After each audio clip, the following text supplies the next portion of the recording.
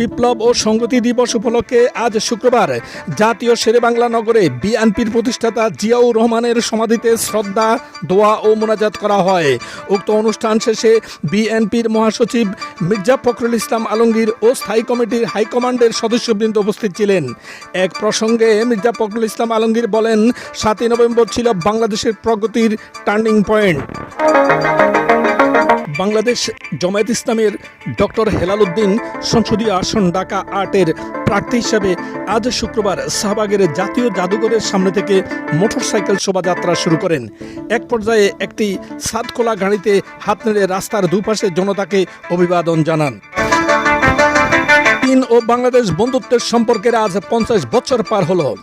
141 কোটি জনসংখ্যার দেশ, বিশাল অর্থনৈতিক সম্ভাবনার এক উজ্জ্বল নক্ষত্র। অথচ বাংলাদেশ কোনো অর্থ বছরেই আজ পর্যন্ত $1 বিলিয়ন পণ্য রপ্তানি করতে পারেনি। বর্তমানে চীনে বাংলাদেশি পণ্যের 99% শুল্কমুক্ত প্রবেশাধিকার রয়েছে। বড়ই পরিতাপের বিষয়, এমন সুযোগ কাজে লাগাতে পারেনি বাংলাদেশের রপ্তানিকারক ঊর্ধ্বতন কর্তৃপক্ষ। অথচ এই শুল্কমুক্ত ট্যারিফে ভিয়েতনাম ও কম্বোডিয়া জমজমাট রপ্তানি করে যাচ্ছে।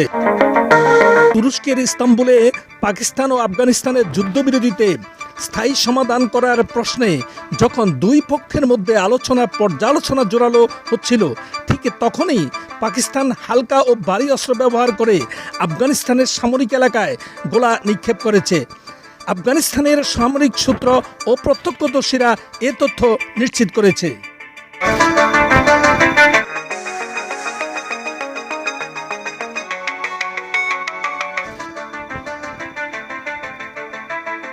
বাংলাদেশের শীর্ষ ফুটবল ক্লাবগুলোর উপর একের পর এক ফিফা নিষেধাজ্ঞা দিয়ে আসছে।